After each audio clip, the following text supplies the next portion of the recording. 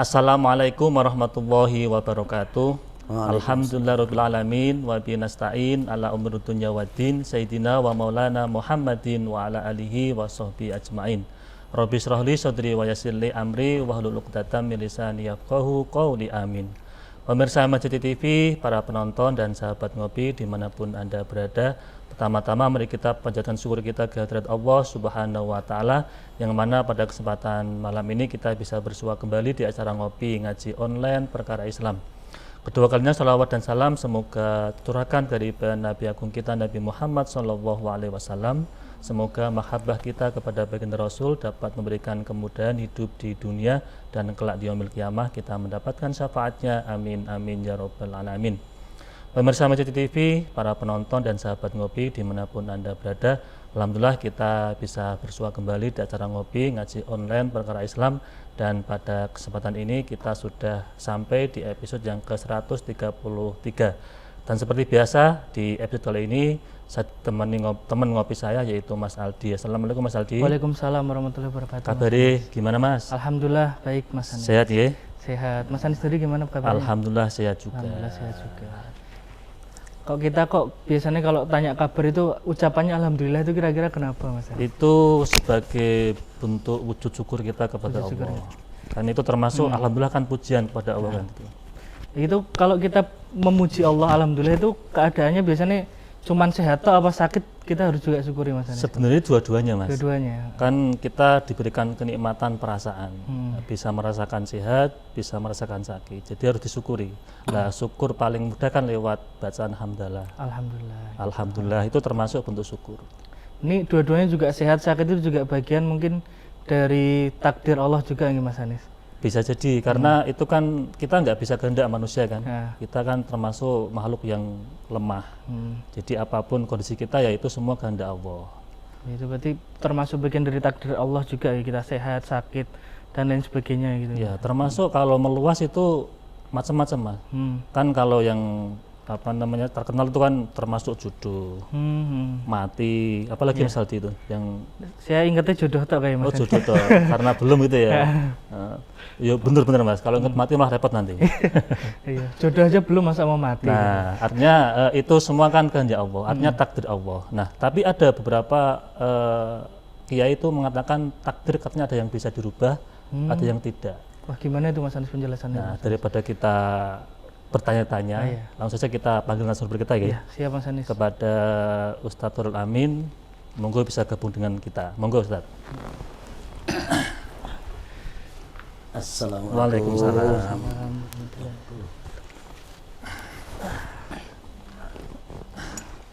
Ya Amin, pripun kabari? Alhamdulillah kabar sehat dan Sehat, selalu ya? semangat insya Allah. Semangat ya. Nah, ini kalau saya ketemu jenengan itu selalu ceria.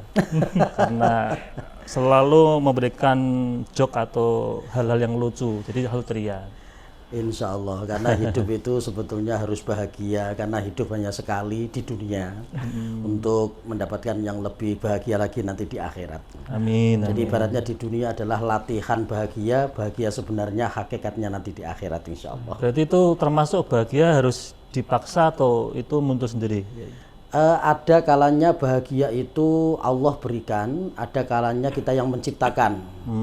Jadi ada kalanya Allah berikan kepada kita satu ujian yang mana normalnya orang itu pasti kita akan sedih. Misalnya kehilangan orang yang sangat kita cintai. Mas Aldi. Aduh. Baik Sedih itu sudah menjadi pasangannya maupun masih menjadi kekasihnya misalnya. Nah, itu pasti akan sedih gitu ya.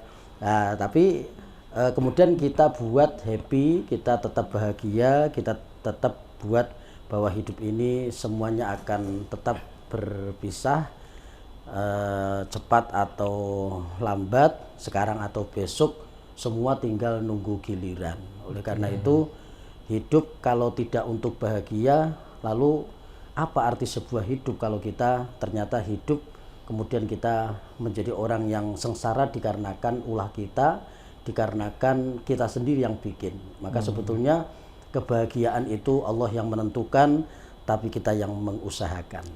Kita yang ikhtiar gitu. Ikhtiar. Kita yang ikhtiar, Allah yang nanti menentukan. Memberikan kebahagiaan gitu. Nah, Yai tadi saya sama Mas Aldi itu ngobrol tentang takdir gitu kan. Ya. Nah, termasuk bahagia itu kategori takdir tidak, Yai? Bahagia yang dalam arti hakikat gitu ya, itu sebetulnya Allah sudah berikan kepada kita sejak mulai dari lahir. Jadi kita itu lahir ceprot itu sudah harus menjadi orang yang bahagia. Karena Allah berikan kepada kita ketika lahir di dunia itu 2 nikmat yang mau tidak mau pasti Allah berikan. Entah dia itu percaya dengan Allah atau tidak, mengenal Allah atau tidak, bahkan dia beribadah kepada Allah atau tidak, Allah pasti berikan 2 nikmat ketika dia lahir, yaitu nikmatul ijad, nikmatul imdad. Nikmat ijad itu nikmat diwujudkan oleh Allah berupa manusia. Yang kedua, nikmatul imdad, nikmat diberikan ubur rampe, ya, kecil menjadi balita, balita menjadi remaja, remaja menjadi tua, menjadi dewasa, kemudian tua. Sebelumnya kita nggak bisa apa-apa, kemudian kita bisa menjadi apa-apa, bisa punya apa-apa, bisa sekolah, bisa punya pekerjaan, punya keluarga, dan itu adalah ubur rampe yang disebut dengan nikmatul imdad.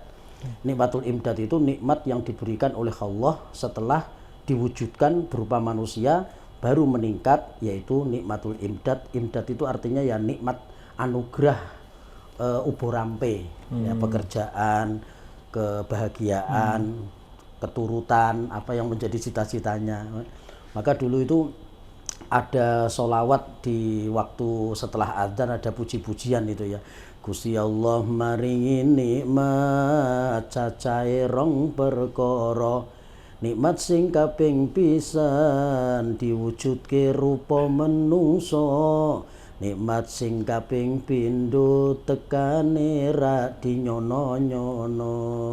Kita nggak minta apa-apa, tahu-tahu Allah berikan kita mata, hidung, telinga, wajah yang cakep, yang cantik, ya, kaki bisa berjalan, tangan bisa menyentuh, lisan bisa merayu, mata bisa untuk melirik dan sebagainya.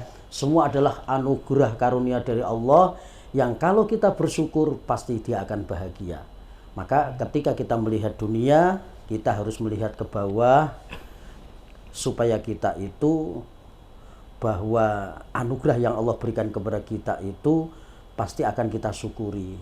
Kita naik sepeda motor, tetangga kita nggak punya sepeda motor, kemana-mana ojek online, ya. Kemudian yang punya mobil, alhamdulillah tetangga kita masih punya motor. Seperti itu terus. Yang punya rumah, alhamdulillah tetangga saya masih ngontrak, walaupun rumah saya 21, tipe 21 RSSS, rumah sangat sederhana sekali sehingga sulit selonjor. Nah, itu harus kita syukuri. Okay. Artinya apapun kondisinya kita harus tetap bersyukur ya. Betul sekali. Karena itu adalah nikmat dari Allah dari bawaan lahir, nikmat ijad, nikmatul imdad itu harus menjadi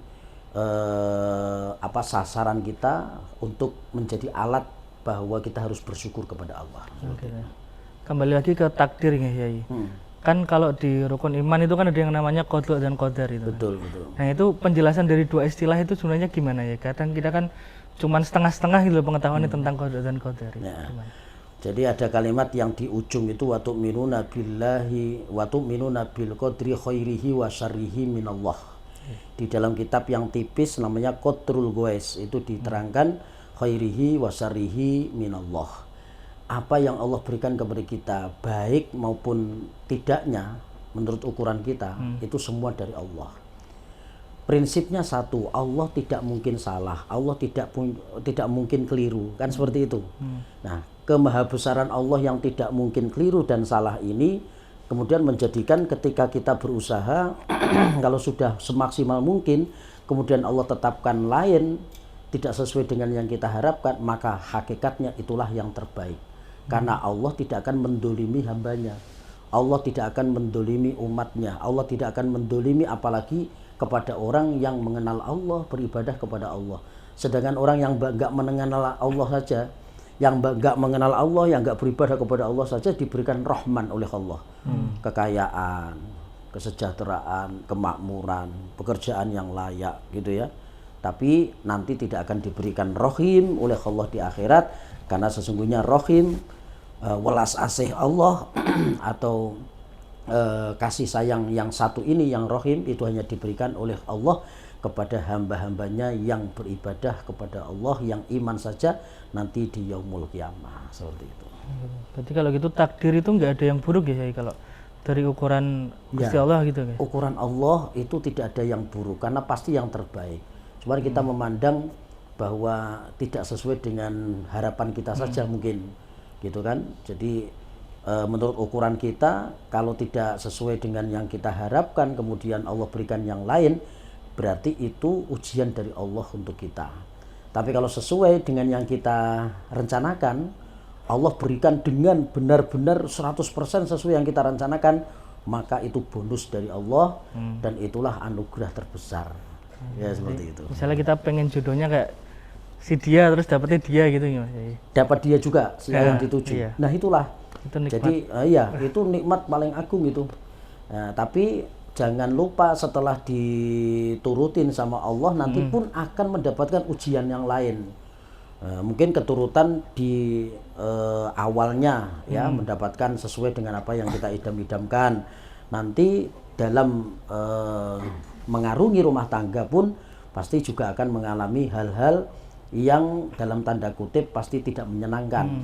Dan tidak menyenangkannya itu sebetulnya adalah relatif tergantung kita. Jangan sampai kemudian menyesal, loh dulu pilihan saya itu, Allah turuti, ternyata pilihan saya dengan ketentuan Allah yang klop ternyata salah semua. Jangan sampai seperti itu. Itu salah kuadrat.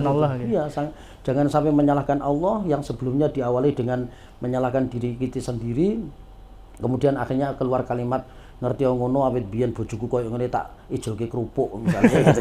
Riuk-riuk kan. Kerupuk. Arep tak tukar tambahke seperti itu. Berarti kalau tadi jenengan menyampaikan bahwa ada kesedihan, ada kebahagiaan. Itu untuk konsep keseimbangan berlaku enggak itu? Artinya kan setiap manusia kan punya kesedihan, punya kebahagiaan. Iya. Itu tolak ukurnya itu seimbang atau kadang ada yang kesedihan paling banyak, kemudian kebahagiaan paling sedikit, atau gimana itu? Iya, kan dalam Al-Qur'an ada ya. Allah menciptakan kebahagiaan, juga menciptakan kesedihan. Allah menciptakan kegembiraan, Allah juga ciptakan kesedihan. Tapi khusus yang satu, Allah ciptakan kita kekayaan, dan Allah ciptakan atau Allah berikan kepada kita kecukupan. Tidak ada Allah berikan kita kefakiran, kemelaratan, kemiskinan, tidak ada. Jadi khusus rizki itu tidak sebaliknya 180 derajat. Kemudian dari Allah berikan kekayaan dan kemiskinan tidak ada dalam Al-Quran. Adanya kesedihan, kebahagiaan dan kesusahan, kesenangan dan kesedihan, kemudian kekayaan dan kecukupan. Nah, sehingga kegelisahan seseorang itu sebetulnya tidak sebanding ya dengan kebahagiaan yang kita nikmati mulai dari kita dilahirkan oleh orang tua kita.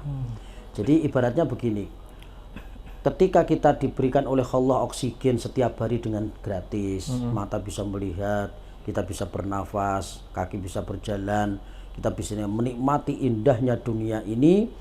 Sebetulnya ketika Allah berikan kepada kita ujian itu tak seberapa dengan nikmat yang sudah kita nikmati mulai dari kita kecil. Termasuk nikmat jadi manusia ya. Kalau kita jadi sapi kan malah repot ya.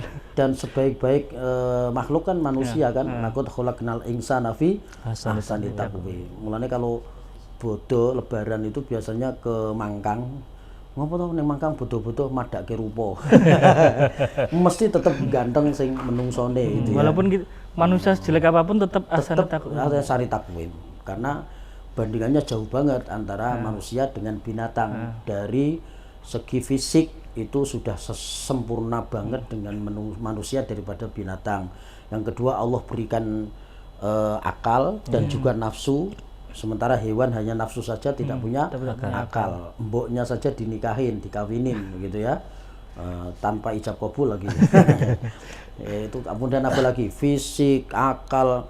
Kita diberikan nafsu oleh Allah itu juga anugerah loh. Coba manusia nggak diberikan nafsu, nggak ada namanya syuting-syuting seperti ini, nggak ada kreativitas, ya kan? Iya. Kreativitas, inovasi, nggak ada karena nggak ada nafsu. Yang mendorong orang melakukan perubahan, yang sekarang dikatakan era disrupsi gitu ya.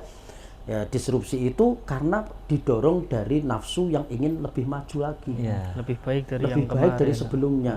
Nah, maka dikatakan bahwa perubahan ini adalah alamiah manusia. Jadi manusia itu adalah anaknya zaman. Jadi ketika zaman sudah berubah, maka manusia harus Bisa menyesuaikan. Inilah yang dinamakan era disrupsi itu tadi. Ada sesuatu yang tercabut dari akarnya, dari asalnya. Dulu kita dakwahnya di masjid, di musola, di pesantren gitu ya. Sekarang sudah di mall gitu ya. Tadi pagi saya di Matahari Depak di Madukoro.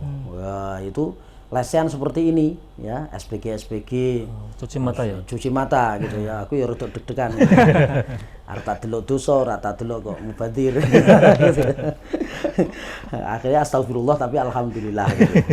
Tapi seimbang seimbang, walaupun ya di atas paha tapi tetap tertutup dengan kain. Dan itu luar biasa loh. Jadi tidak hanya di situ saja, bahkan di LP gitu ya. Kalau LP sih pembinaan sudah barang tentu harus ada malahan ya. Di mall, kemudian di kantor-kantor. Sekarang apalagi kalau Ramadan itu kajian pagi, ba'da zuhur, jelang buka puasa, malam sekalian tarling. Kemudian di kantor-kantor itu juga banyak pengajian online itu. Bahkan di kantor juga daripada jauh-jauh kemudian orang lincur atau tidak Jumatan, maka kantor mengadakan Jumatan sendiri untuk mengcover muslim yang mau Jumatan. Itu kan berarti syiar di Indonesia ini terutama itu sudah banyak kemajuan, terutama di era digital pun juga kita banyak ulama-ulama tersohor yang diakui oleh ulama dunia bahwa Indonesia ini adalah banyak sekali memunculkan tafkir atau pemikir-pemikir ya, seperti guru-guru kita ada Gus Baha, Gus Kausar, Gus Reza dan sebagainya itu. Dayai Khairul Amin. Nah, kita sebut yang kita ngefan gitu ya. Ustadz Adli juga ya, yang makin gemuk kayak Farhat Abbas. Berarti artinya forum kebaikan itu kan sudah terbuka lebar. Tergantung kita mau ndak untuk datang ke situ kan ya. Betul. Nah sekarang kalau kita melihat kondisi saat ini, apalagi anak muda itu kan banyak sekali yang punya perasaan yang gabut, galau atau sedih itu. Nah itu apakah dampak dari perilakunya atau memang itu takdirnya memang seperti itu ya? Ya, jadi tidak ada satupun manusia di dunia ini kecuali dia akan mendapatkan ujian dari Allah. Kan seperti itu ya. Jadi jangan mengira ya, akhasiban nasu ayyusroku ayyakulu amanna wahum la yuftanun ya. Apakah mereka mengira bahwa ketika dia mengucapkan amanah, aku iman kepada Allah, lalu mereka dibiarkan tidak mendapatkan ujian? Tentunya tidak. Mereka walaupun sudah mengatakan amanah, aku iman kepada Allah, justru pasti Allah tetap akan berikan ujian. Cuman volumenya, kadarnya itu berbeda-beda, disesuaikan dengan siapa yang akan diuji. Pertama para nabi, kemudian wali, kemudian para ulama, kemudian para solihin, sampai ke bawah ke orang-orang awam pun semuanya mendapatkan ujian dari Allah. Nah kalau sudah disadari seperti itu kan ada dalam Al-Quran, ma asobaka min hasanatin faminallah wa ma asobaka min sayyatin famin nafsik. Kalau kita ini mendapatkan sesuatu yang menimpa pada diri kita yang baik, maka kita harus kembalikan kepada Allah. Tapi kalau sesuatu itu tidak menyenangkan hati kita, tidak memberikan seperti kepuasan batin, maka kembalikan kepada diri kita sendiri. Berarti ada yang kurang dari kita, seperti itu. Artinya diri kita itu ada yang kurang itu seperti apa? Artinya harus diperbaiki atau gimana? Ya harus kita perbaiki. Mungkin strategi kita, tergantung urusannya apa. Ya misalnya dagang, ya nggak laku. Ya berarti strategi dagang kita yang kurang harus kita perbaiki. Seneng dengan perempuan yang akan kita nikahin, besoknya ternyata ditolak terus. Sampai dia nyanyi, sebenarnya hati ini cinta kepadamu, tapi aku tidak mengerti mengapa cinta tak kunjung hadir, itu ya. Nah, sampai nyanyi seperti itu ternyata nggak dibalas juga. Bahkan dia sudah berdoa kepada Allah, ya Allah, tolong jodohkan aku sama dia ya Allah. Andai kata aku jodoh sama dia ya Allah, itu adalah merupakan satu anugerah dari Engkau ya Allah untukku. Ya ternyata yang perempuan kalau berdoa, ya Allah jangan aku dekatkan sama dia ya Allah. Musibah. Kalau dia dapat saya anugerah tapi saya dapat dia musibah ya Allah. Coba bayangin ya kan. Jadi tidak semua itu harus keturutan, artinya tidak harus dipenuhi karena Allah pasti tahu mana yang terbaik untuk kita. Jadi kalau menjawab dari Mas Anis tadi dari yang ditanyakan, berarti strategi atau mungkin mengukur diri kita sendiri, kita memang sekufu atau tidak dalam urusan jodoh gitu ya. Pantas apa tidak, sekufu atau tidak. Sekufu itu selevel gitu ya. Kan ada 3, nasab, nasib, nusub gitu ya. Bobot, bibit, bebet gitu ya. Itu harus dipertimbangkan. Kalau kita misalnya orang biasa, kemudian kita kenal dengan anaknya presiden perempuan, ya tentunya kita mau menjangkau kan tentunya juga berpikir ulang gitu ya. Ya ini Mas Aldi ini ngincar anaknya Habib ini. Gak boleh toh Mas Anis. Ya cita-cita boleh, usaha boleh gitu ya. Tapi tidak wajib kemudian harus keturutan seperti itu. Ya kalau kemudian kita mewajibkan Allah harus nuruti kebutuhan kita, maksud dan niat kita, maka itu namanya memaksa Allah, mendikte Allah. Sementara Allah itu adalah khairul hakimin, sebaik-baik yang menghukumi seperti itu. Ya ini saya kadang kan tadi jenengan menyampaikan ada khairihi wasarihi min Allah kan. Segala apapun baik buruk itu dari Allah. Nah, bagaimana korelasi antara konsep ikhtiar dan tawakal ya? Ya, jadi ini urusannya adalah kodok dan kodar ya. Jadi dua ini itu sering orang itu salah paham ya. Khairihi wa syarrihi minallah itu memang ada 2 pendapat ya. Yang pertama mengatakan khairihi wa syarrihi minallah. Apa adanya. Yang baik, yang jelek itu ya dari Allah. Contoh ini ya. Nabi Adam pernah diwelehke. Bahasa Indonesia apa diwelehke? Pernah ditanya ditegur gitu ya atau oleh Nabi Musa dilokke ya. Dilokke ya. Memang ada bahasa Jawa yang di Indonesia kan itu susah gitu ternyata ya. Jadi pernah diwelehke gitu ya sama Nabi Musa. Hei bapak kami Adam, andai kata dulu engkau tidak makan buah khuldi, pasti kan engkau masih di surga. Tentunya anak cucumu pasti juga masih berada di surga.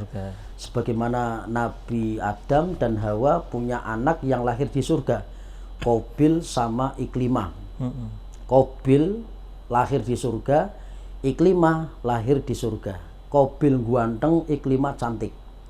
Begitu di dunia punya anak lagi, ternyata tidak seganteng, tidak secantik Qabil dan Iklimah. Lahirlah Habil dan Labuda. Sementara yang lahir satu peranakan atau dengan satu lahiran itu nggak boleh nikah. Jadi Qabil ini nggak boleh nikah dengan Iklimah, maka harus dikawin silang gitu ya. Maka Habil kemudian yang lahir di dunia itu harus mendapatkan Iklimah yang lahir di surga yang cantik. Qabil harus mendapatkan Labuda yang tidak secantik Iklimah yang lahirnya di dunia. Nggak terima dia Qabil. Akhirnya dicari penyebab kenapa ya, ada apa saya nggak boleh nikah dengan Iklimah. Dikarenakan ada Habil. Maka Habil lah yang menjadi penyebab saya tidak bisa nikah dengan Iklimah. Maka dibunuhlah Habil karena menjadi penghalang bagi Qabil. Hati-hati. Jadi kalau ada penghalang. Berarti dari dulu itu ada kayak gitu ya? Ada. Sifat atau iri, hasud, meri, dengki itu ada. Nah, itu enggak jodoh tertukar tadi, enggak itu kan? Kan itu jodoh kan itu kan, 2 silang kan? Enggak tertukar kan itu berarti? Enggak jodoh yang tertukar, bukan gitu. Sudah di perintah Allah juga ya? Perintah, itu perintah. Jadi Qabil itu harus nikah dengan Labuda, Habil dengan Iklimah. Yang enggak terima Qabilnya. Nah, Qabilnya enggak terima, saya harusnya sama Iklimah. Saya udah runtang-runtung bareng, melahir bareng, sudah akrab banget. Kan parasnya tampan sama cantik kan? Betul. Nah, sementara Iklimah, sementara Labuda kan lahir di dunia nggak begitu secantik Iklimah, karena yang lahir di surga pasti kan bidadari, wajahnya wajah bidadari. Nah, maka kita seganteng atau secantik apapun itu adalah apa turahane orang-orang cantik dulu. Karena Dari apa? surga, gitu. Apalagi kita lahirnya sudah di dunia. Bayangkan kalau harus lahirnya di menerima ya, surga. ketika misalkan Mas Aldi ini ganteng kan ya, terus dapat Mas Anies juga biasa itu ganteng, kan Mas ya, Anies. Harus menerima. harus menerima. Terus saya lanjutkan dulu Mas Anies. Nah, setelah itu kemudian diwalehke itu tadi ya sama Nabi Musa. Andai kata wahai Nabi Adam engkau tidak makan buah khuldi, tentunya engkau tidak diturunkan dari surga ke dunia. Nah, akibat dari itulah maka anak cucumu ini pada maksiat, pada macam-macam dan sebagainya. Itu akibat ulahmu. Nah, itu Nabi Musa melehke seperti itu. Apa kata Nabi Adam dengan relevansinya dengan tadi takdir itu ya. Nabi Adam mengatakan, hei Musa, tulisan di Lauhil Mahfuz tentang kasus saya dengan yang saya lakukan itu duluan mana? Tulisannya mbek sing tak lakoni gitu ya. Itu duluan mana? Ya Nabi Musa menjawab pasti duluan tulisannya dong. Duluan ketetapan dari Allah yang ada di Lauhil Mahfuz. Karena Allah tidak mungkin tahu tuh, loh Nabi Adam kok melanggar? Sebelumnya Allah tahu, nanti Nabi Adam mau melanggar itu tahu. Orang nyolong, maling, kecekel, Allah apa sebelumnya gak tahu? Wih nyolong kecekel, enggak. Sebelumnya tahu kalau Allah ini orang pasti akan nyolong dan ketahuan. Nabi Adam akan makan buah khuldi, Allah tahu sebelumnya. Tapi Nabi Adam memang diperintahkan oleh Allah untuk memimpin sebagai khalifah fil ard. Maka sejak diciptakan itu kalimat khalifah fil ard itu sudah disebut-sebut. Jadi iblis dengan kosamnya, dengan sumpahnya, wa qasamahuma inni lakuma laminan nasihin. Jadi kita tidak boleh menyalahkan 100% kepada Nabi Adam, karena Nabi Adam itu disumpah oleh iblis. Iblis mengatakan wa qasamahuma, iblis bersumpah kepada Nabi Adam dan Hawa, ini lakuma laminan nasihin, sesungguhnya aku ini menjadi penasihatmu. Kamu kan orang kemarin sore, saya sudah lama kenal dengan Allah. Tahu nggak buah yang nggak boleh kamu makan? Itu namanya buah khuldi. Jadi khuldi itu yang ngasih nama iblis, Mas Anies. Jadi nggak ada dalam Al-Quran mengatakan khuldi itu nggak ada. Apa khuldi? Khalidina fiha abada, artinya kan kekal. Nah kalau kamu makan buah khuldi ini, justru kamu akan kekal selamanya. Lah Allah tidak mau kamu kekal di dalam surga. Maka Allah dari kemarin nyebut khalifah fil ard kan. Maka kamu dilarang makan buah khuldi. Nah, kalau kamu makan pasti kamu akan langgeng di surga. Ini namanya buah khuldi Adam. Kalau kamu makan kamu akan langgeng dalam surga. Tapi kalau kamu tidak makan buah khuldi ini dalam durasi sekian pasti kamu akan dikeluarkan dari surga untuk hidup di atas bumi di dunia menjadi khalifah. Kamu tidak menjadi penduduk surga lagi. Saya bersumpah, wa qasamahuma itu tadi. Jadi ada kalimat yang menjadikan Nabi Adam itu meyakini bahwa sumpah itu benar. Karena terprovokasi ya? Terprovokasi. Sebelumnya belum ada makhluk yang pernah bersumpah atas kebohongannya. Kan belum pernah mendengar Nabi Adam sebelumnya ada bersumpah, orang bersumpah dengan kebohongannya. Kalau sekarang kita sudah ngerti banget, ya kan? Orang bener aja kadang-kadang sumpah karena kepepet, sumpah palsu. Tapi sebelumnya Nabi Adam nggak ngira kalau ada makhluk Allah yang bersumpah demi Allah ini untuk kebaikanmu Adam. Biar aku abadi. Biar abadi kamu makan buah khuldi itu.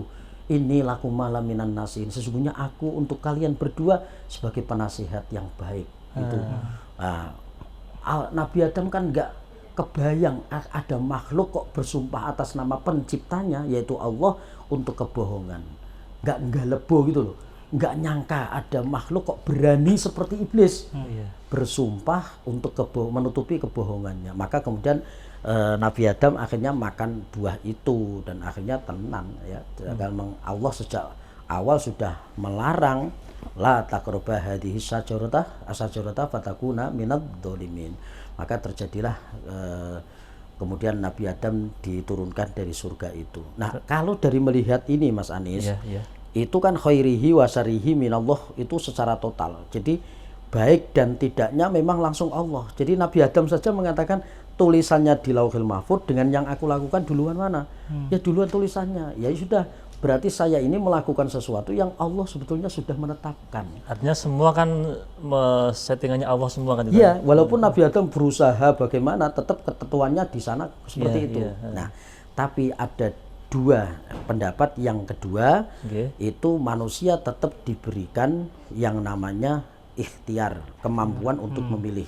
Sebab kalau kita hanya meyakini bahwa Allah yang menentukan, kita tidak punya kekuatan apa-apa, nanti akan masuk pada faham Jabariyah, yaitu faham di mana kita tidak punya kekuatan apa-apa, seperti robot Oh iya. yang menjalankan hanya yang memainkan. Nah, tapi kalau sebaliknya, kalau kita ini percaya dengan kekuatan kita, Allah tidak ngaruh sama sekali, api elek kita yang menentukan, gitu ya, Allah tidak ikut campur, maka nanti justru akan masuk pada faham yang kebalikan daripada Jabariyah, yaitu Qadariyah. Dia meyakini Allah tidak ikut campur apa-apa, yang menentukan semuanya manusia. Ini pun juga tidak benar. Nah, ahlu sunnah wal jamaah ini antara dua ini, antara ikhtiar dan doa dan ketetapan dari Allah, antara ikhtiar dan ketetapan dari Allah. Nah, sehingga kalau boleh kita simpulkan, Nabi Adam itu memang ketika melakukan, dia punya kemampuan untuk berusaha. Tapi dia pada saat hari itu, dia karena prosesnya tadi nggak nyangka kalau iblis itu bersumpah atas dasar palsu, maka Allah kan membiarkan. Kamu mempunyai kemampuan untuk berpikir, silahkan, ya kan? Kenapa Allah nggak tegur saja waktu itu? Hei Adam, jangan dengerin iblis, ikuti aku yang perintah, bukan iblis. Tapi Allah ternyata diam kan? Berarti Allah masih memberikan kesempatan Nabi Adam untuk menentukan iya atau tidak, baik atau tidak. Itu hukum alam, hukum alam tetap Allah berikan kepada siapapun. Nah, ternyata Nabi Adam memilih untuk memakan. Nah, berarti di sini Allah itu dalam kodoknya, ketetapan di Lauhil Mahfudz sudah mencatat hasil akhirnya. Allah mencatat hasil akhirnya bahwa Nabi Adam nanti akan makan buah huldi ini, kemudian turun menjadi khalifah dan sebagainya. Nah, tapi prosesnya itu tadi, itu Allah masih memberikan kepada Nabi Adam Manusia, untuk ya? memilih, untuk manusia. Memilih. Satu lagi biar lebih jelas lagi. Pada saat Nabi Khidir membunuh anak kecil yang belum punya dosa, ingat ya kisah itu ya. Itu kan kalau memang dibiarkan, anak ini kan nanti durhaka sama orang tua, bahkan bisa membunuh kan. Andai kata waktu itu Nabi Khidir kemudian membiarkan, kemudian pergi bersama Nabi Musa, maka takdir yang kedua ini akan terjadi. Anak ini akan tumbuh menjadi besar, nggak dibunuh sama Nabi Khidir, dia akan membunuh orang tuanya, akan durhaka sama orang tuanya. Nah, Nabi Khidir mempunyai ilmu hikmah, mempunyai ilmu yang tidak dimiliki oleh Nabi Musa. Nabi Musa mempunyai ilmu yang tidak dimiliki oleh Nabi Khidir. Dalam hal ini muridnya adalah Nabi Musa, gurunya itu adalah Nabi Khidir. Maka ilmu yang tidak diketahui oleh Nabi Musa di situ nampak sekali. Begitu dibunuh Nabi Musa secara lahiriah, syariatnya muncul. Syariatnya kemudian ditanyakan oleh Nabi Musa, ini kenapa anak kecil belum punya dosa, kenapa kamu bunuh? Nah, jangan tanya, kamu ikut saya, jangan tanya, gitu ya. Nabi Musa lupa, gitu ya, karena spontan, anak kecil tak pipi dipateni. Ternyata kemudian dijelaskan bahwa anak ini nanti kalau tumbuh menjadi besar, dia akan menjadi durhaka sama orang tuanya dan akan membunuh orang tuanya. Artinya, kalau boleh disimpulkan, andai kata Nabi Khidir waktu itu membiarkan, maka kodok ketetapan yang Allah dengan dua opsi ini tadi, yang nanti kalau sudah menjadi besar dia akan durhaka sama orang tuanya akan terjadi. Seperti itu. Jadi kita 50-50. Jadi Allah memberikan ketentuan, hasil akhir juga. Allah juga ikut campur urusan kita, tapi Allah memberikan kepada kita kemampuan untuk memilih. Itu tergantung kita memilih yang mana gitu ya. Betul. Kanan apa kiri kan itu, si dia apa si dia kan gitu ya. Nah, Ustadz, ini menarik sekali tentang pembahasan takdir, tapi sebelum dilanjut kita akan jeda iklan yang mulai dulu. Oke.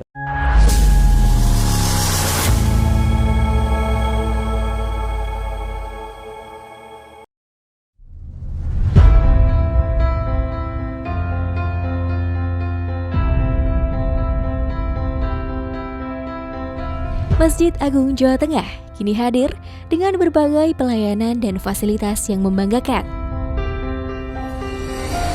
Berdiri di pusat bumi Jawa Tengah, masjid ini semakin kokoh menciarkan ajaran agama Islam, tidak hanya di kancah lokal dan nasional, tapi juga internasional.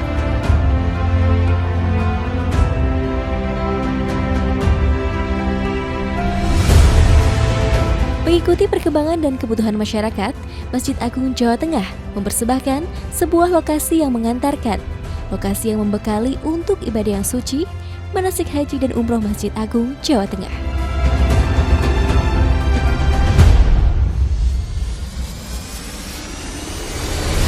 Dilengkapi replika bangunan Ka'bah, Bukit Safa dan Marwah, beserta area manasik yang luas, maka lokasi ini tepat untuk menjadi pilihan Anda melakukan proses manasik sebelum melaksanakan ibadah yang suci. Dengan 2 pintu gerbang utama, sistem keamanan yang sudah modern, area parkir yang luas semakin memudahkan Anda dalam beribadah maupun kenyamanan dan keamanan selama proses manasik berlangsung.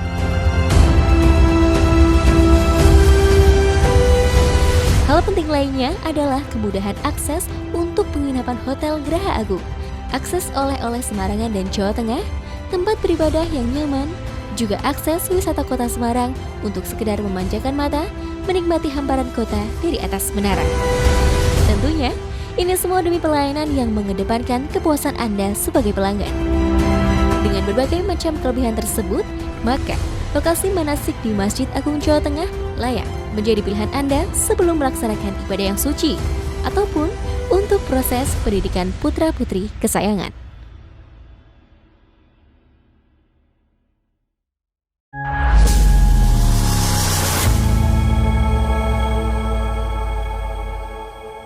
Pemirsa Masjid TV, penonton dan sahabat ngopi dimanapun Anda berada, kembali lagi bersama kami di acara ngopi ngaji online perkara Islam.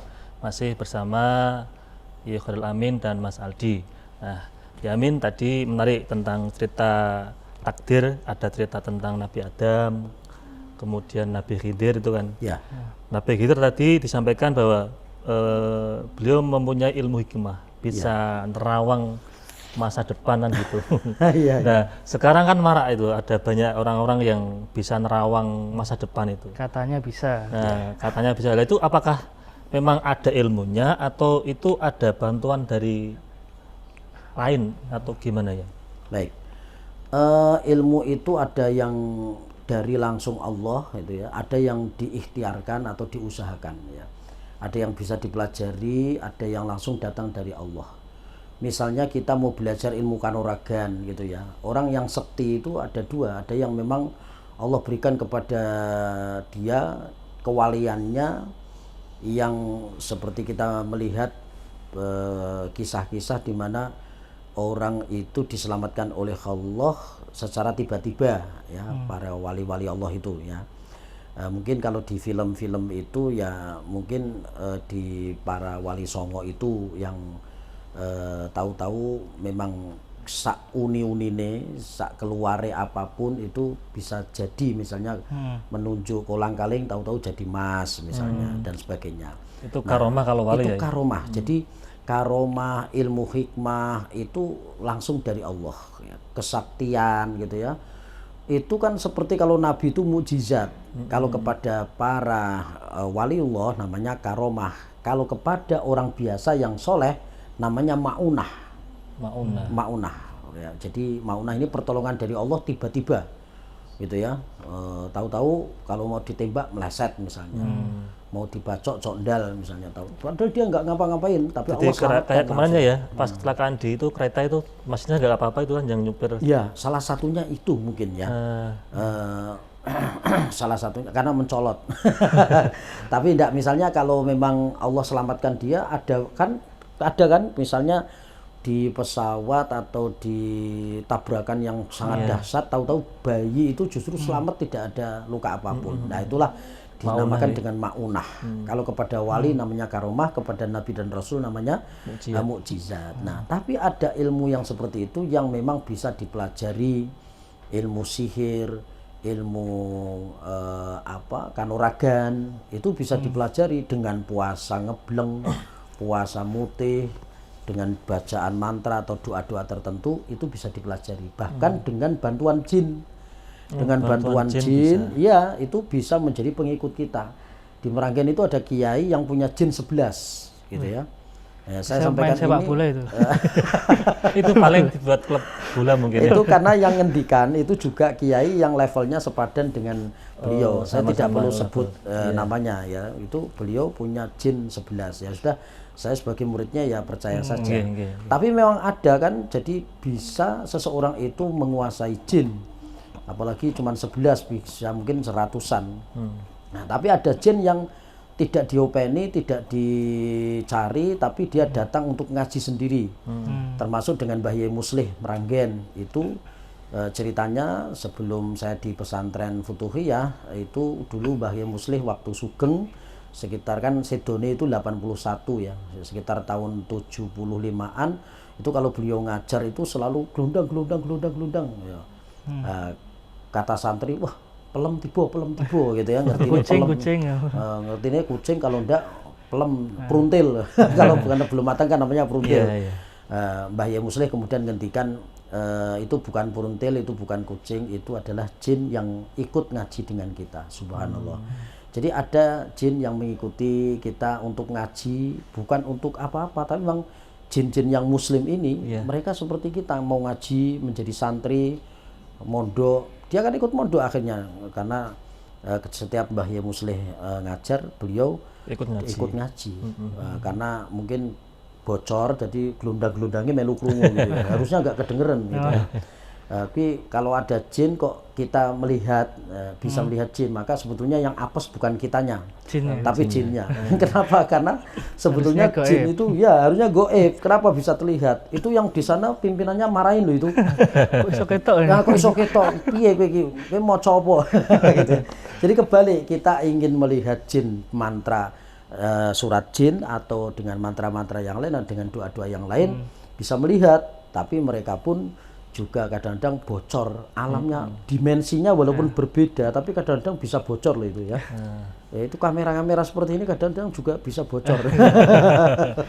Mas Anis pengen melihat jin. Nah, itu termasuk itu bocor. Jadi namanya juga walaupun dimensi yang berbeda, tapi Allah itu memberikan banyak iktibar, kemampuan kepada kita ini untuk, karena ini adalah era di mana manusia itu memang diberikan oleh Allah keberkahannya, dibuka semuanya, maka boleh jadi dimensi-dimensi yang alamnya berbeda dengan kita kadang-kadang hampir bisa kita jangkau.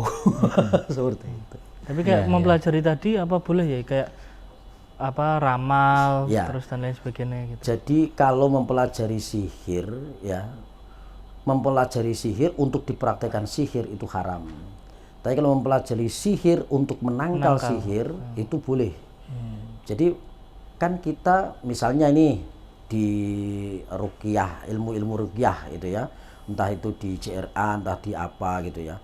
Kalau kita sudah tahu tentang ilmu sihir dari musuh kita, itu adalah ilmunya seperti itu. Kalau kita tahu kan kita boleh untuk menangkal bagaimana SOP, namanya SOP ya. Bagaimana SOP-nya sihir itu kayak apa? SOP-nya sihir itu harus dilawan dengan seperti ini, seperti ini, seperti ini. Karena sihir itu sifatnya seperti ini, seperti karakternya seperti ini, seperti ini. Maka melawannya harus dengan cara ini. Nah, itu yang diperbolehkan. Tapi kalau kita mempelajari sihir untuk mensihir orang, itu baru haram. Kalau kita datang ke tukang ramal juga nggak boleh ya?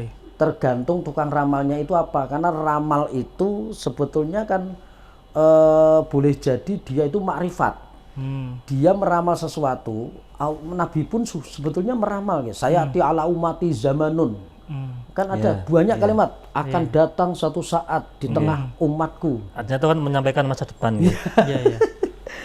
Ya banyak loh, yafiruna minal ulama, orang lari dari ulama, fayabtalihimullah bisalasati baliyat, maka Allah akan berikan ujian atau bala, 3 macam bala dan sebagainya. Saya ala umati zamanun yuhibbunal khamsa wa yangsaunal khamsa.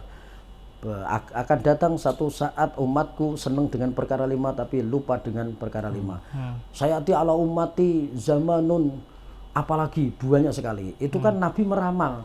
Cuman karena kita kalimat meramal itu arahnya, mindsetnya itu adalah ke dukun gitu ya, maka kita kadang-kadang kemudian seperti apa ya, ketakutan mengatakan ramalan-ramalan, padahal Allah itu dan Nabi Muhammad juga meramalkan sayati ala umati sayatu alimati.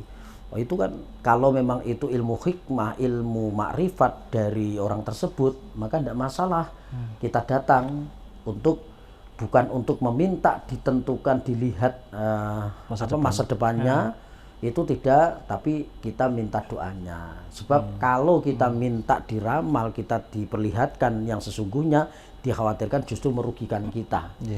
Oh, kamu nanti akan gini, wah deg-degan loh gitu ya.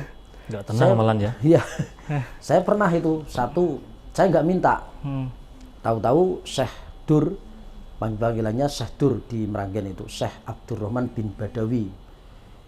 Jadi kalau di Futuhiyah itu dulu ada 3, Syekh Dur, Pak Dur, sama Mbah Dur. Ya, Mbah Dur itu Mbah Abdurrahman, ayahnya Mbah Ye Musleh. Kalau Pak Dur atau Kang Dur itu pengurus pondok. Kalau Syekh Dur itu beliau menantunya Mbah Ye Musleh. Saya waktu sowan, kemudian beliau melihat saya, kemudian saya dipegang jidat atau dada saya lupa. Tapi beliau mengatakan, kamu nanti akan menjadi orang yang berhubungan dengan banyak orang, tapi tidak seperti saya. Nah, ternyata kalau saya cocokkan dengan sekarang, itu memang saya hampir tiap hari pegang mic, berhadapan dengan orang banyak. Mau balik ya? Itu beliau Syekh Abdurrahman itu yang menyampaikan seperti itu. Jadi weros sak durung minarah. Nah, seperti itu. Beliau mengatakan tidak seperti saya. Kenapa mengatakan tidak seperti saya? Karena beliau kan tukang nyuwuk, saya nggak bisa nyuwuk seperti beliau. Tukang nambani orang, saya tidak menambani orang seperti beliau. Saya belum masih hidup ya? Dengan masyarakat sudah wafat, sudah meninggal. Kalau masih hidup kan Mas Aldi pengen sowan ke sana. Minta diramal juga siapa gitu ya. Sebetulnya kalau kita itu nggak ngomong saja, itu biasanya kalau orang yang punya ilmu makrifat itu tadi langsung ngasih tahu. Ya, langsung ngasih tahu. Itulah keramat ya. Jadi ada keramat di situ, poin-poinnya itu ada di ilmu makrifatnya. Jadi bisa melihat orang itu, bahkan ketika datang itu punya tujuan apa saja dia ngerti. Nah, itu nggak bisa dipelajari kalau ilmu seperti itu. Jadi kalau Jawa itu ada ilmu titen, itu juga apakah sama ya? Nah, kalau di Jawa ilmu titen. Jadi sebetulnya yang diberikan oleh Allah ilmu hikmah tidak hanya orang-orang yang ibadahnya terlalu tekun banget, enggak juga. Ada orang yang diberikan panca indera ke-6 gitu ya. Apa istilahnya yang keren gitu? Mata batin. Mata batin. Indihome. Apa Indihome? Indigo. Indihome. Malah ketemunya malah wifi ya. Indigo. Ya, indigo ya. Berikan indigo, melihat sesuatu yang tidak dilihat oleh orang lain. Jadi walaupun bukan ahli ibadah. Walaupun tidak ahli ibadah, itu ada seperti itu. Nah, itulah kadang-kadang Allah berikan kepada siapapun yang dikehendaki. Jadi kalau diberikan kepada orang yang soleh, maka Allah ridho. Kalau Allah beritahu kepada orang-orang yang ahli maksiat tapi dia punya kemampuan seperti itu, maka namanya istidraj. Ada lagi istidraj. Jadi diberikan kemampuan sementara dia tidak dekat dengan Allah, bisa nambani orang tapi nggak sholat. Dan anehnya lagi, kadang-kadang juga yang dibaca ayat Quran tapi nggak sholat. Aneh lagi kan. Tapi Allah masih berikan, itulah rahman Allah seperti itu. Itu kayak ngelulu gitu ya? Ya, Gusti Allah ngelulu. Wis kono narep lunga rasa balik sisan gitu ya. Tapi tetap masih diperhatikan, kamu anakku, tetap sing diharap-harap tetap mulie. Tapi kalimatnya wis kono lunga rasa mulih sisan. Itu artinya ki nek di ngono ki ben terus sadar jangan pergi kan gitu. Tapi yang dilulu kadang-kadang 2 blok tetap lunga gitu. Balik ojo jam 12 ya. Malah mulai subuh malahan. Ojo jam 12 ki maksudnya jam 09.00, jam 10, malah mulai subuh. Loh, kamu kok pulang subuh? Katanya jangan sampai jam 12. Katakan jam sampai 2. Nah, itu saya tak bablas ki sisa nanti subuh gitu. Mungkin yang ada di sini mungkin ada orangnya. Ya. Semua mungkin ya. Oke ya, ini menarik tentang bahas takdir, sampai tadi ada bahas tentang ilmu perdukunan juga kan. Tapi ini waktunya kita pertanyaan Mas Aldi. Iya. Mungkin ada yang tanya dari. Silahkan, ada yang mau tanya. Assalamualaikum warahmatullahi wabarakatuh. Waalaikumsalam warahmatullahi wabarakatuh. Saya Oke. Izin bertanya kepada Ustadz. Kiai. Misalnya ada pasangan suami istri, lalu suatu saat istrinya meninggal dunia. Kemudian sang suami menikah lagi sampai 3 atau 4 kali. Lantas jodohnya itu yang mana? Terima kasih. Oh gitu. Pertanyaannya jodohnya itu yang pertama, kedua atau selanjutnya gitu ya. Baik, sudah itu. Terima kasih. Wassalamualaikum. Waalaikumsalam warahmatullahi wabarakatuh. Go ya langsung Ya. dijawab. Jadi kalau ada orang punya istri nih, kemudian istrinya meninggal dunia, dia kawin lagi, mati meneh, kawin meneh, atau mungkin tidak mati ya, cerai atau apalah ya. Kan ada cerai Mati mati, terus sama ada ditumbal cerai kayak hidup gitu ya. Ada loh, banyak orang itu yang seperti itu kadang-kadang. Kalau dia nikah sama orang itu mesti matek ke wong gitu ya. Ganda sih. Bojone matinan gitu ya. Iya itu. Ada ibu-ibu itu, nyai itu ya. Itu kalau nikah mesti mati. Besoknya berapa tahun gitu ya mati lagi. Maka kata guru saya waktu ketemu sama orang itu, kamu itu pembunuh. Itu bagian dari takdir juga nggak ya? Oh iya tetap takdir. Cuman mungkin ya kebetulan saja gitu Ya, ya. kebetulan. Cuman orang kan akhirnya berpikir sing enggak gitu. Iya. Ada yang serius, ada yang guyonan. Sing guyonan ya kamu pembunuh gitu ya. Tapi nek sing serius malah justru diyakini bahwa ini ada sengkolo, orang ini ada sengkolo. Oh yang itu yang apa mateni wong iki, Pak. Ya, jadi enggak juga ada itu. Artinya dia itu malati gitu ya. Jadi ya itu seperti itu. Jadi menjadikan orang kemudian mati kalau berhubungan sama dia. Seperti itu. Nah, Mbak siapa tadi? Ya yuk. Iya yuk. Mbak Yayu ya. Dari Kudus ya. Ya, dari Kudus. Mbak Yayu, kalau ada orang yang punya istri kemudian istrinya mati, Nikah kemudian lagi. beristri lagi dan sebagainya, siapa sebetulnya yang menjadi jodohnya? Ya semuanya jodohnya. Dan jodohnya sampai di situ, gitu ya. Maksudnya sampai di situ sampai meninggal Ya itu. sampai meninggal, sampai berpisah. Ada orang tanya, tidak hanya Mbak Yayu ini yang bertanya seperti ini, Ustadz, kalau ada orang nikah sampai punya anak, kan dia pasti jodoh kan, karena Allah yang menjodohkan kan. Tapi kenapa harus bercerai? Jawabannya ya gampang, jodohnya sampai di situ.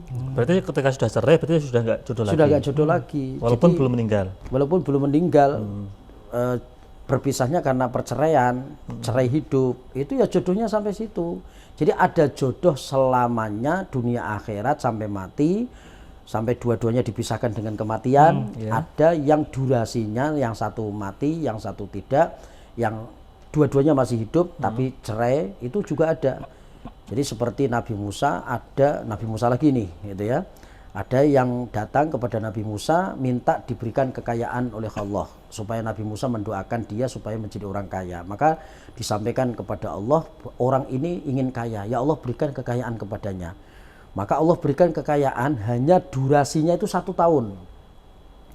Ketika disampaikan, ini Pak ada kabar ini dari Allah, jenengan durasi kayanya hanya 1 tahun. Tidak apa-apa, yang penting saya kaya. Gitu ya. Alhamdulillah setelah kaya ternyata 1 tahun lebih. Loh, kok nggak miskin-miskin lagi. Ternyata konsepnya itu luar biasa. Jadi selama beliau ini berdua itu kaya, suami istri tadi, itu kekayaannya untuk berbagi kepada sesama. Nah setiap yang diberikan jariyah, infak, sodakoh, itu mendoakan, ya Allah bukakan pintu rizki untuk 2 orang ini, ya Allah selebar-lebarnya, ya Allah jadikan mereka kekayaan yang abadi, jadikan mereka keberkahan dalam hidupnya dan sebagainya. Maka dengan doa dari orang-orang yang diberi oleh orang tadi, maka Allah bukakan pintu-pintu rizki yang lain untuk 2 orang tadi, suami istri. Wah, itu pernah terjadi zaman Nabi Musa alaihissalam. Nah, Tapi kalau jadi tentang apa? jodoh itu ya ada durasinya, Mbak. Gitu. Tapi kalau apa tadi bilang ada durasi ini, takutnya nanti orang-orang malah gampang cerai tuh ya. Bilangnya ini durasi jodoh kita cuma segini gitu. Nah, kalau itu kan sudah Alasannya dipersiapkan gitu. berarti. Gitu. Nah, ini beda, sudah karena beda. kayak seperti sudah dipersiapkan. Jadi kita itu sebetulnya jodoh ya jodoh, tinggal melaksanakan saja, tinggal jalanin. Adapun kemudian terjadi perceraian karena nuwun sewu ya, dalam tanda kutip perselingkuhan misalnya. Kemudian ada lagi yang salah satunya murtad misalnya, pindah agama. Kemudian yang satu apalah menjadikan kemudian cerai gitu ya. bikin malu dan bikin masalah gitu ya, maka kemudian terjadi perceraian. Nah itu baru kita boleh mengatakan oh ternyata ada kalimat ternyata jodoh kita memang sampai di sini. Tapi kalau kita golek-golek perkara sendiri gitu ya, maaf ya jodoh kita sampai sini. Ben nikah meneh. Nah, itu kan modus ya, beda. Tapi ada yang mengatakan begini, kan ketika kita sudah punya pasangan di dunia, tadi juga di akhirat juga punya pasangan. Dan misalkan di dunia ada tadi 3 orang, 4 orang, nanti terus yang di sana tuh yang mana? Ya, Mungkin pasangannya di surga gitu. Baik, ini yang saya terangkan 2 tentang hal ini. Jadi karena banyak yang tanya juga tentang bidadari surga. Jadi gini, bidadari itu azwajum mutahharoh. Ya, jadi mereka itu adalah pasangan-pasangan atau wanita-wanita yang selalu suci kan begitu ya. Nah, bidadari itu Mas Anis, Mas Adli, itu adalah fasilitas. Fasilitas itu boleh dipakai, boleh tidak kan? Oke. Ya, fasilitas itu boleh dipakai, boleh tidak. Dan kalau kita sinkronkan dengan sabda Nabi yang lain bahwa orang itu nanti di surga akan dikembalikan ke masa-masa yang muda, relatif muda antara 26 sampai 32 tahun. Siapapun yang jelek-jelek di dunia nanti di surga itu buanteng kabeh, sing wedok sing elek ya dadi wayu kabeh. Sehingga nanti istri-istri kita gitu ya di dunia itu di sana itu ngungkuli bidadari. Nah, karena ngungkuli bidadari maka 72 bidadari ora kanggo kabeh gitu loh maksudnya. Jadi fasilitas itu enggak kita gunakan karena kita sudah punya yang lebih dari itu. Nah, maka ini jawaban saya ini adalah jawaban dari pertanyaan apakah nanti di surga tidak cemburu Kiai.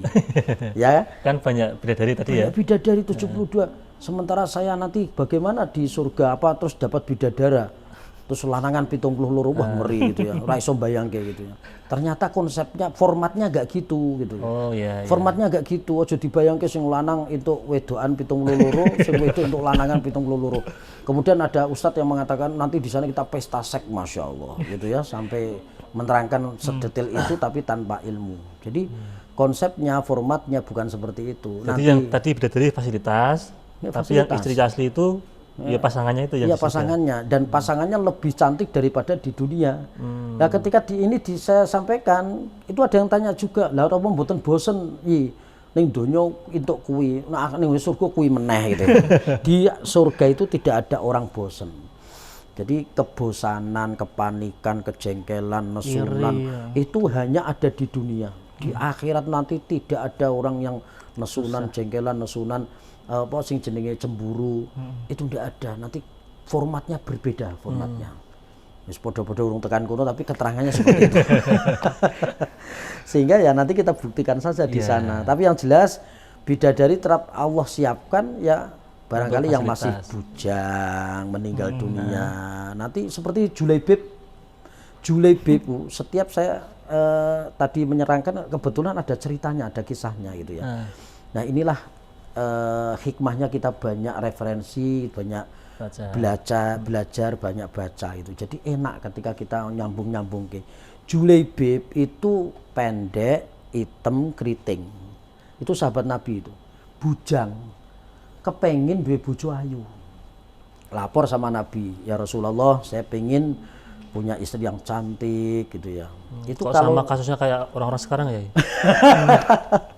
Itu kalau yang jadi nabi kok saya kan ngocono bentukmu gitu ya, ngilono awakmu gitu. Tapi Nabi tenang, saya carikan jodoh.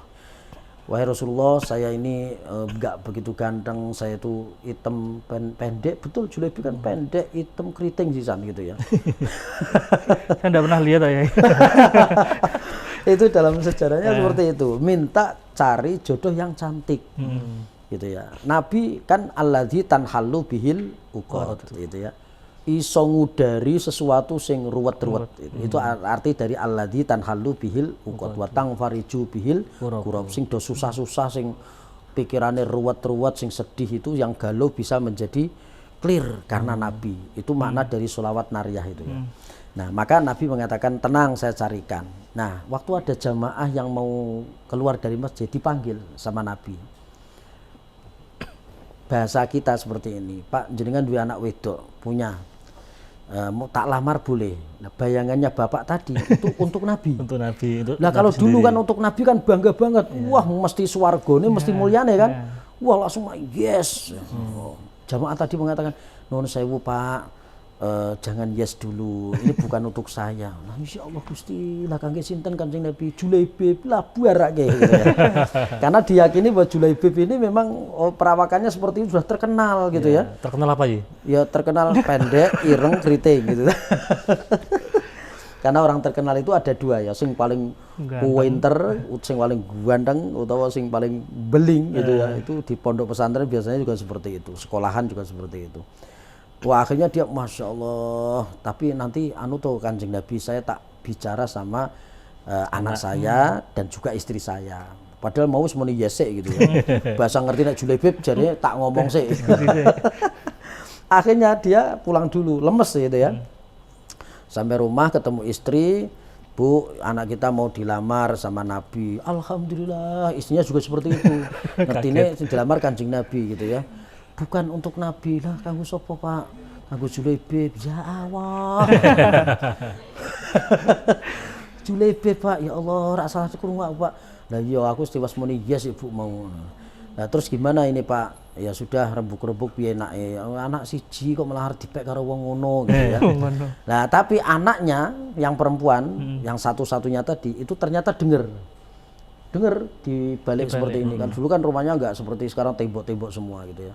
Terus keluar, Pak, Bu, tenang mawon gitu ya. Saya udah dengar percakapan Bapak Ibu dan saya ikut Nabi karena ini yang perintah adalah Nabi, maka saya ikut walaupun saya dapat Julaibib orangnya dikatakan keriting, pendek, hitam, elek, saya tetap mau. Tapi orang tuanya masih ganduli malahan gitu ya. Ngene lho, Nduk. Kowe iki yo wis anakku siji-sijine wedok ayu sisan ngono lho. Engko terus keturunanmu kaya apa? Bahasa kita seperti itu. Ayahnya kan kepengennya yang setara, sekufu, macam-macam lah gitu.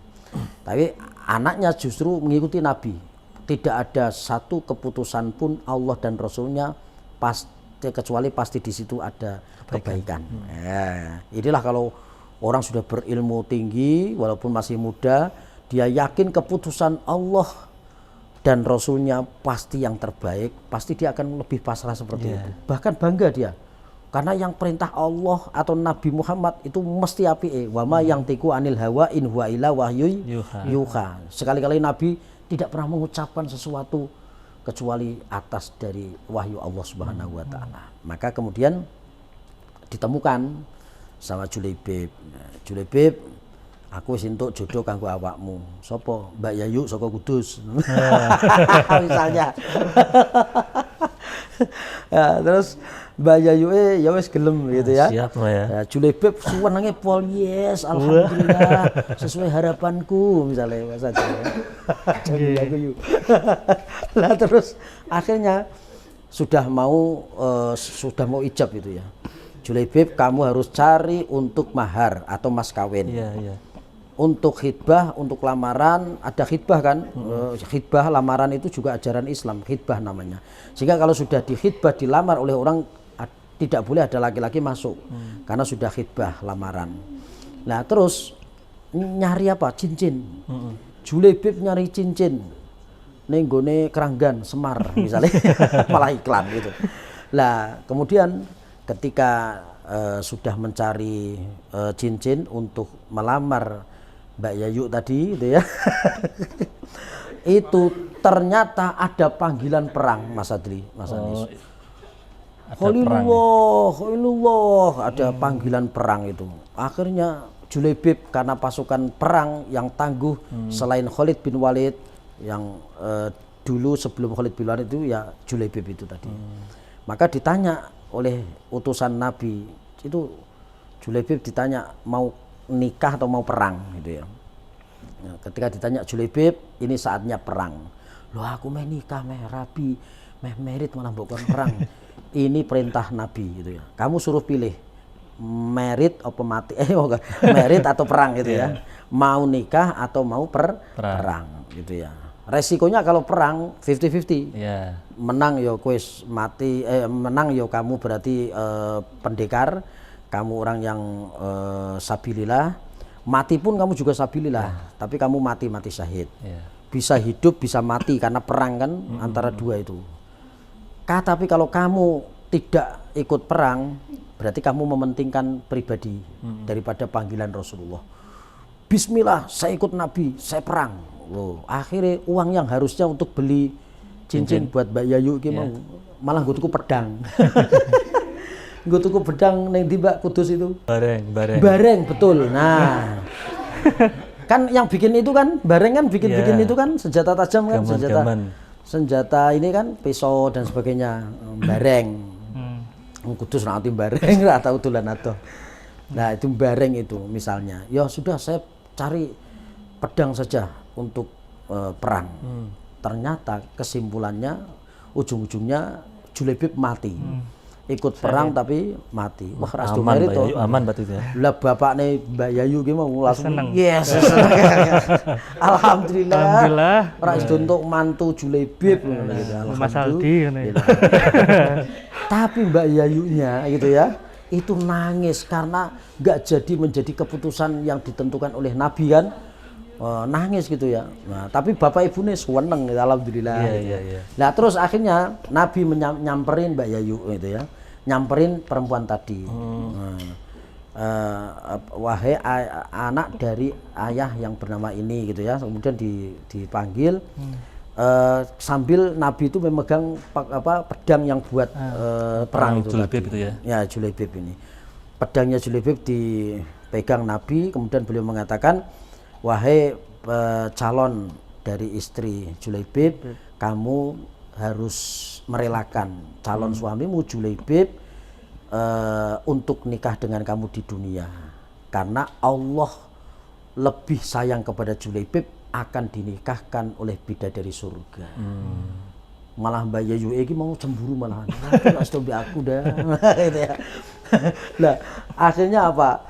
Itulah menjadi kesimpulan kita bahwa surga yang ada bidadari macam-macam 72 dan sebagainya, salah satunya diperuntukkan untuk orang-orang yang seperti Julaibib ini tadi. Ya, artinya belum menikah di dunia gitu ya. Nah, walaupun sudah punya calon tadi Mbak Yayu, tapi tentunya nggak bisa bersatu. Tidak bisa bersatu karena Allah menentukan yang lain. Nah, seperti itu. Nah itu kalau toh ada keterangan yang lebih detail lagi, ya itu pasti ya itu dari kitab-kitab yang lebih besar lagi, mungkin lebih detail. Cerita-cerita para ulama itu ya dulu ya. Oke, ini terakhir Yai. Nggih. Pertanyaan kan tentang jodoh juga tadi kan. Gimana kalau kita menentukan jodoh dengan istikharah itu Yai? Ya. Itu gimana? Istikharah itu kan karena ada dua pilihan. Jadi kalau wes mantep Mbak Yayu, ojo kelian. Misalnya contoh, kalau sudah ke si A, si B, itu jangan milih atau jangan istikharah, ya? Jangan istikharah. Istikharah itu kalau ada pilihan si A, si B, gitu ya. Seperti Ani dengan Rika, gitu ya. Ani dengan Rika, wah itu berdoa gitu ya. Maka diistikharoi. Nah, nanti yang muncul siapa, terus dalam perjalanan yang bisa ngerenteki hati kita itu siapa, itu nanti itulah yang menjadi pilihan kita. Dan itu insya Allah juga jodoh kita gitu. Insya Allah itu jodoh kita, karena kita sudah usaha dan berdoa kan, dua-duanya sudah, apalagi diistikharoi itu artinya disolati, ditirakati. Nah, kalau sudah ditirakati, insya Allah lebih diijabah oleh Allah. Pilihan yang kita pilih itu adalah pilihan Allah juga. Itu kalau ada dua pilihan. Ya. Tapi kalau cuman pilihannya Mbak Yayu itu gimana? Ya sudah, pilih dia saja. Gitu. Ini contoh. Kalau memang satu kan tidak perlu diikhtiari, tidak perlu diistikharoi. Aku Mbak Sopo kan nggak ada lawannya, nggak ada rivalnya. Gitu ya. Karena nggak ada rivalnya, ya sudah. Maju ya. Maju langsung misalnya, nggak ada. Soalnya kan kadang kan khawatirnya ki jodohku pura ngono lho kan, walaupun sudah ada gitu ya. Ya itu bukan istikharah, tapi ujian ya. Itu minta saja kepada Allah. Kalau memang itu yang terbaik, jodohkan ya Allah, dekatkan sampai pasangkan kami sampai kami berjodoh misalnya gitu ya. Kalau tidak berani, tidak waktu sampean ini seneng sama perempuan, lagi seneng-senengnya lagi kasmaran lah. Lagi kasmaran, lagi seneng-senengnya, dia juga seneng sama kamu, terus kamu berdoa, ya Allah, andai kata memang bukan jodohku ya Allah, pisahkan kami. rak wani loh. Dipisahke tenan, Bu. Kalau sudah saling seneng berdoanya jangan pakai dua pilihan, tapi ya Allah jadikan perasaanku mawaddah ini sampai ke jenjang pernikahan, sampai ijab dan kabul dan menjadi pernikahan yang langgeng gitu aja. Jangan dua pilihan. Kok Gusti Allah akhirnya iki janjane mantep ora tuh saya. Gitu ya. Oke, ya ini berhubung waktunya sudah habis, Ya. mungkin ada closing statement untuk para pemirsa tentang bagaimana menyikapi takdir. Monggo. Baik, saudaraku yang dimuliakan oleh Allah, jadi takdir itu ada dua, ada muqayyad, ada mubrom. Yang muqayyad ini bisa dirubah dengan usaha, dengan doa, yaitu misalnya kita akan menjadi orang yang baik, menjadi orang pinter itu dengan belajar, dengan kuliah, Kerja. S1, S2, S3 ngantek pilek kakean S gitu ya. Itu tapi kalau mubrom itu tidak bisa dirubah. Yang mubrom itu ada tiga, ada rizki, ada jodoh, ada kematian. Tiga hal ini tidak bisa dirubah. Maka kita 4 bulan kehamilan waktu di dalam perut ibu dibacakan surat-surat Maryam, surat Yusuf dan sebagainya, Ar-Rahman, itu adalah tafaul untuk Allah supaya berikan kepada kita itu takdirnya yang baik-baik. Karena 4 bulan atau 120 hari itu Allah berikan kepada kita takdirnya. Allah tentukan nasib 3 macam ini yang tidak bisa dirubah. Maka harapan kita dengan kita 4 bulan itu kemudian kita berdoa dengan memakai surat-surat yang di situ ada welas asih Gusti Allah, ada kebaikan, maka harapan kita yang Allah berikan ketentuan itu ada ketentuan yang baik-baik sesuai dengan harapan kita. Seperti itu. Jadi pada dasarnya takdir itu ada yang bisa dirubah, ada yang tidak, tapi kita tetap berusaha dan berdoa supaya Allah memberikan kepada kita yang terbaik. Amin. Terima kasih Ustadz Amin, Mas Aldi, terima kasih sudah nemenin ngopi. Pemirsa Masjid TV, para penonton dan sahabat ngopi dimanapun Anda berada, demikian ngopi pada episode kali ini. Saya selaku host, apabila banyak salah, banyak khilaf, mohon maaf yang sebesar-besarnya. Akhirul kalam, assalamualaikum warahmatullahi wabarakatuh. Waalaikumsalam warahmatullahi wabarakatuh.